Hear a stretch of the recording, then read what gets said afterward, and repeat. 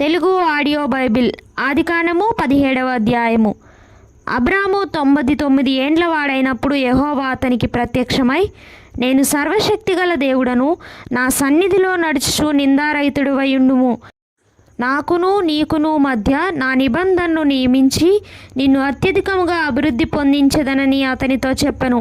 అబ్రాము సాగిలపడి ఉండగా దేవుడు అతనితో మాటలాడి, ఇదిగో, నేను నియమించిన నా నిబంధన నీతో చేసి ఉన్నాను.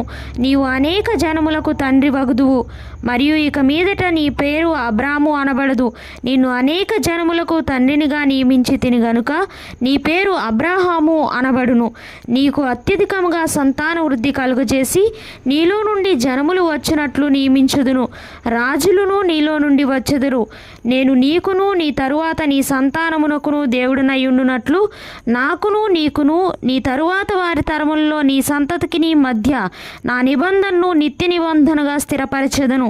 నీకును నీ తరువాత నీ సంతతికిని నీవు పరదేశివైన దేశమును అనగా కనానను దేశమంతటిని నిత్య స్వాస్థ్యముగా ఇచ్చి వారికి దేవుడనయ్యుందునని అతనితో చెప్పెను.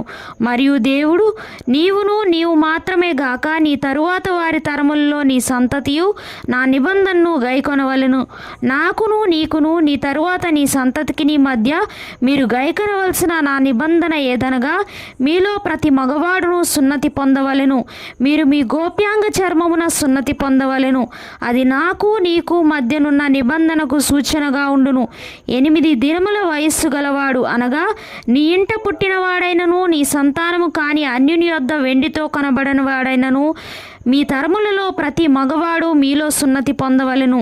నీ ఇంట పుట్టినవాడును నీ వెండితో కొనబడినవాడును తప్పక సున్నతి పొందవలెను. అప్పుడు నా నిబంధన మీ శరీరమందు నిత్య నిబంధనగా ఉండును. సున్నతి పొందని మగవాడు అనగా ఎవని గోప్యాంగ చర్మమున సున్నతి చేయబడదో అట్టివాడు తన జనులలో నుండి కొట్టివేయబడును. వాడు నా నిబంధనను మీరి ఉన్నాడని అబ్రహాముతో చెప్పెను.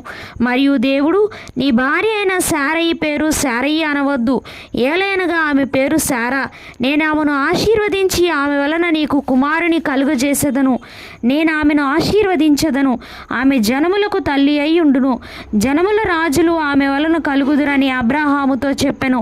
అప్పుడు అబ్రహాము సాగిలపడి నవ్వి, 100 ఏండ్ల వానికి సంతానం కలుగునా? 90 ఏండ్ల శారా కనునా అని మనస్సులో అనుకొనెను.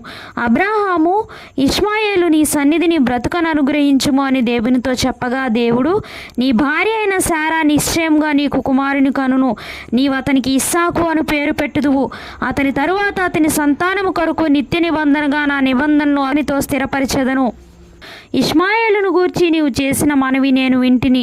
ఇదిగో, నేను అతన్ని ఆశీర్వదించి అతనికి సంతానాభివృద్ధి కలుగజేసి అత్యధికముగా అతని విస్తరింపజేసేదను. అతడు 12 మంది రాజులను కనును. అతన్ని గొప్ప జనముగా చేసేదను.